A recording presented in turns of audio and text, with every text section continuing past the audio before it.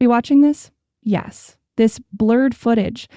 I've blurred it so you don't see the raw violence, because what happened here was beyond disturbing. In the middle of a busy street, an innocent life was being destroyed, piece by piece, in front of a crowd. Hundreds stood by, some even joined in as a woman was beaten, dragged, and brutalized in ways too horrific to fully describe.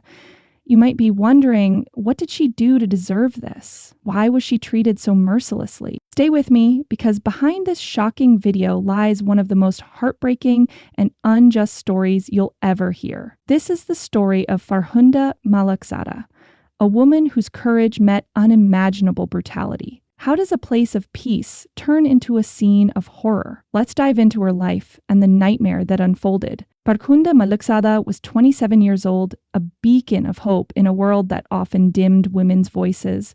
Born around 1988 in Kabul, she was a student of Islamic law, her heart set on becoming a religious teacher. She wore her hijab with pride, teaching kids the Quran with a passion that lit up her community. Her family, with her father driving trucks and her siblings by her side, supported her dreams. She wasn't just book smart, she was brave, outspoken, challenging superstitions like the charm cell that plagued some shrines.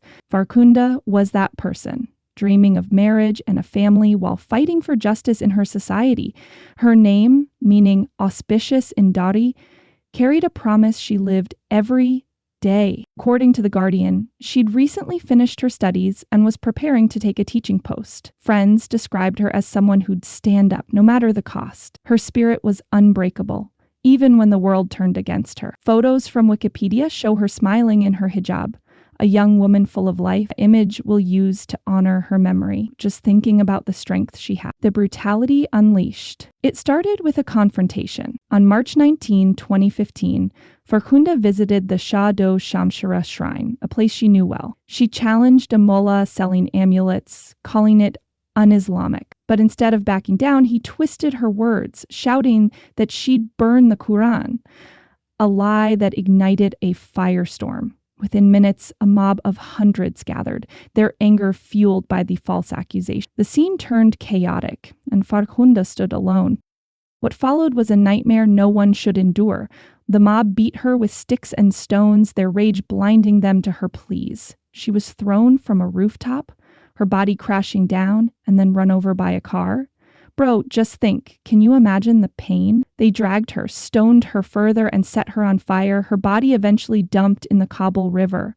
This lasted nearly 2 hours, captured on cell phone videos that later shocked the world. We're not showing the raw footage here.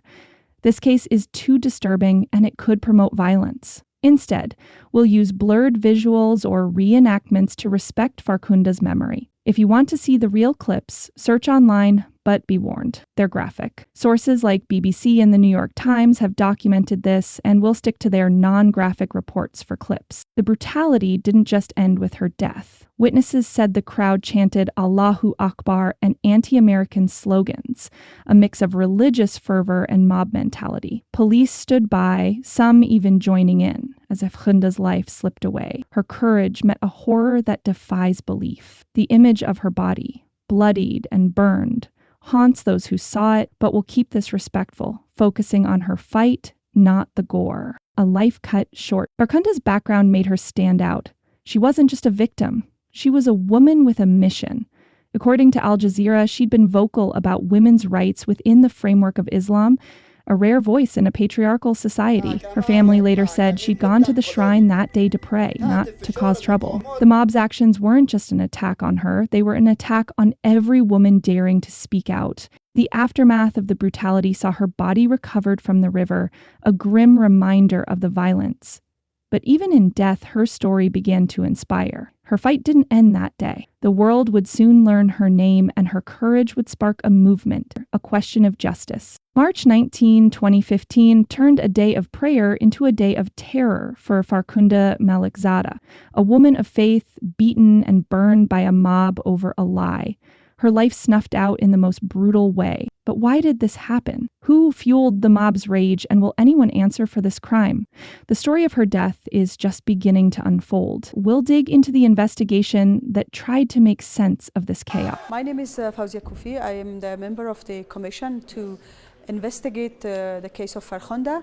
It has awakened the nation. It has alerted our system that the terrorism is not the only enemy for women of Afghanistan or for people of Afghanistan. There are other enemies within our society that we have to look at them as well. Cell phone videos, raw and unfiltered, flood the internet, exposing a lynching that stunned the world. Police scramble to respond, but the question hangs heavy: who will be held accountable for this chaos? This is the start of a probe that would unravel a web of lies and negligence. Just think, bro, how do you piece together a crime when the truth is buried under violence? Let's uncover the investigation that followed, the spark of inquiry. The morning after the lynching, Kabul awoke to a storm of outrage. Those shaky cell phone clips shared across social media forced the government's hand. According to BBC News, President Ashraf Ghani condemned the act and ordered an immediate probe, reversing initial statements that had sided with the mob. Han Yewahi Paltha, authorities realized the gravity as videos showed a woman's brutal end, with police standing idle. The Ministry of Interior dispatched a team to the Shah du Shamshira shrine, where the attack began, and the riverbank where her body was found. Bro, can you picture the urgency? Investigators faced a ticking clock to identify culprits in a crowd of hundreds. The probe kicked off with a presidential fact-finding commission, as reported by Al Jazeera.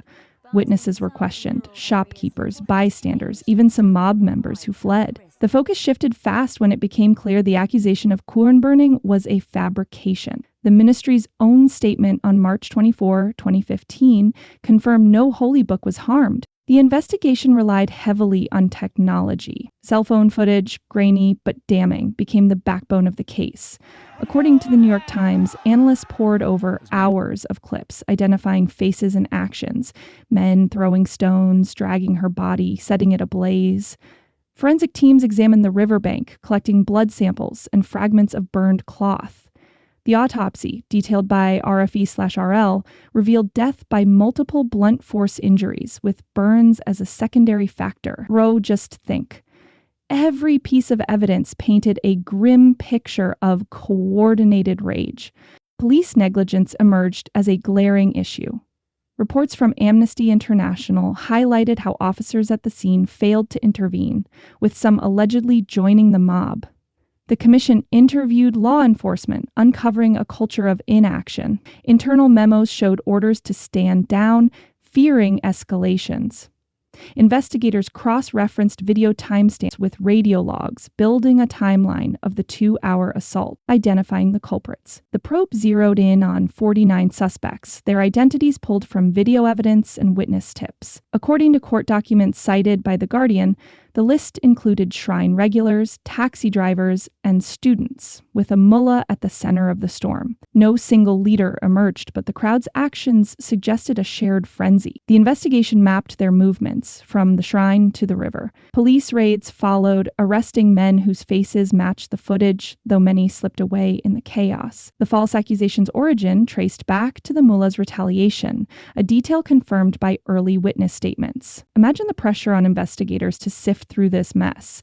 They also probed a fortune teller linked to the shrine, though his role remained murky. The evidence pile grew: bloodstains, tire tracks, burned remnants, each piece pointing to a crime that demanded answers. The investigation exposed deeper flaws. According to Al Jazeera, the police force faced internal reviews after reports of complicity surfaced. Officers claimed they were outnumbered, but video evidence showed them watching as the mob grew. The commission's interim report, released in April 2015, called for accountability, sparking debates in Kabul's corridors of power. Forcing officials to act, investigators worked round the clock, but the sheer scale of the mob posed a challenge. The investigation into Farkhunda's lynching peeled back layers of a horrifying truth: false accusations, police failure, and a mob's unchecked rage. But who were the key players behind this violence, and will the courts deliver? The story moves to a trial that gripped a nation. We'll reveal the faces that fueled this tragedy. March 22, 2015, Kabul, Afghanistan. The city buzzes with anger as news spreads beyond its borders, the lynching of a woman igniting a global outcry. Hidden in the shadows of that mob, faces begin to emerge from the grainy footage. A sinister truth takes shape. The lie that sparked the violence points to unlikely instigators: This is where we uncover the minds behind the madness. Just think, can a single falsehood turn a crowd into killers? Let's meet those who orchestrated this nightmare, the faces behind the frenzy.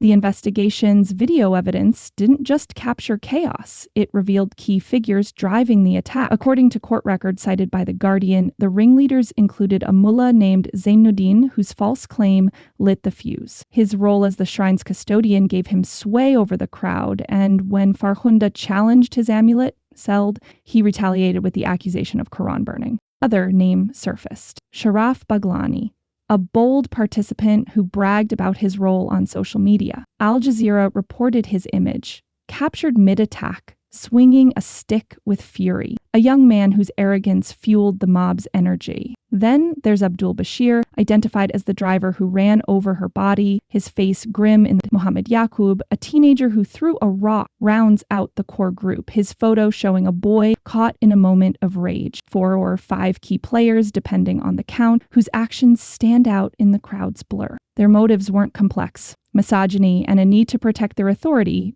drove them. Zainuddin's lie was a desperate cover, while the others followed, swept up in a toxic mix of religious zeal and mob mentality. The plan that turned deadly. The attack wasn't spontaneous, though it spiraled fast. According to RFE/RL, witness accounts suggest Zainuddin shouted his accusation loudly, drawing a small group first. That spark grew as others joined, their actions escalating from shouts to violence. The mullah's words acted like a signal, turning a dispute into a coordinated assault. Yaqub and Baglani, caught on video, seemed to lead the stoning, their movements deliberate as the crowd swelled. The sequence unfolded with chilling precision. First, they cornered her near the shrine, then dragged her to an open space for the beatings. Think, how did this go from a verbal clash to a public execution? Fire was added later, possibly by Baglani, as a final act of dominance. The river became their dumping ground, a macabre end to their plan. What pushed these men? The Guardian's analysis points to deep-seated gender biases. Zainuddin, fearing loss of influence, used the Quran as a weapon, knowing its power to incite. Baglani's social media posts revealed a desire for recognition, while Bashir and Yaqub likely acted to prove their loyalty to the group. Patriarchy and religious fervor twisted their actions into something monstrous. Psychologists cited by Al Jazeera suggested a herd mentality, where individual guilt dissolved in the crowd's roar. The faces of Zainuddin, Baglani, Bashir, and Yaqub emerge as the architects of a brutal lie turned deadly. But will their punishment match their crimes, or will justice falter? The story shifts to a courtroom battle that tested a nation. May 5, 2015, Kabul, Afghanistan. The nation holds its breath as a courtroom fills with tension, the air thick with anticipation. Televisions flicker across the country, broadcasting a trial that could redefine accountability. 4 men face the gallows, but the wheels of justice grind slowly. This is the moment where a nation's resolve is tested, a legal system heal the scars of a mob's fury. Let's step into the courtroom drama that followed. The trial begins. The trial opened with a blaze of publicity, a rare public spectacle in Afghanistan. According to The Guardian, the courtroom in Kabul's primary court was packed, with journalists and activists watching closely. On May 5, 2015, judges heard the case against 49 men, including Zainuddin, Sharaf Baglani, Abdul Bashir, and Mohammed Yaqub, whose photos had surfaced from the investigation. Prosecutors presented video evidence, arguing a conspiracy born of a false accusation. The public gallery buzzed with emotion, families demanding retribution for a lost soul. Al Jazeera reported their case hinged on witness testimonies and forensic findings, painting a picture of coordinated violence. The court saw clips, though blurred to avoid distress, showing the mob's actions. Bro, can you feel the weight of that room where every word could tip the scales? Verdicts and sentences. The initial ruling came swiftly. On May 19, 2015, 4 men, Zainuddin, Baglani, Basir, and Yaqub, were sentenced to death.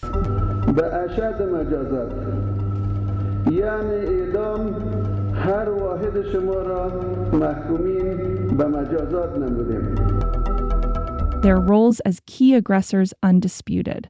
According to BBC News, 8 others received 16-year terms, while 11 police officers got 1 year for failing to act. The speed shocked many, a 2-day trial ending with a gavel's bang. Celebrations erupted outside, with women chanting for justice. But the sentences sparked debate, some calling it too harsh, others too lenient given the scale. The verdicts didn't hold. On July 2, 2015, an appeals court convened and the mood shifted. The Guardian reported the death sentences were commuted to life imprisonment, with other terms reduced. Zainuddin and others saw their 16 years cut. Protesters outside clashed with police, decrying a miscarriage of justice. The court cited lack of intent to kill, a ruling that baffled activists who saw premeditation in the videos. Police officers fared better, with most acquitted or sentences overturned, as per Al Jazeera. A presidential panel later recommended a Supreme Court review, but the damage was done. Public trust waned. Imagine the frustration, watching justice slip away. A fortune teller linked to the shrine walked free, his acquittal adding to the outrage. Bro, imagine the strength it took to turn loss into action. Final reflection. This case isn't just a tragedy, it's a wake-up call. Farkhunda's death shook a nation, her family's tears watered a movement, and her memory fuels change. The fight for justice continues, a flame that won't fade. Yo, just think, bro. Let's keep her story alive. Subscribe, like, and share to spread awareness, and join us for more tales that matter. Thanks for watching.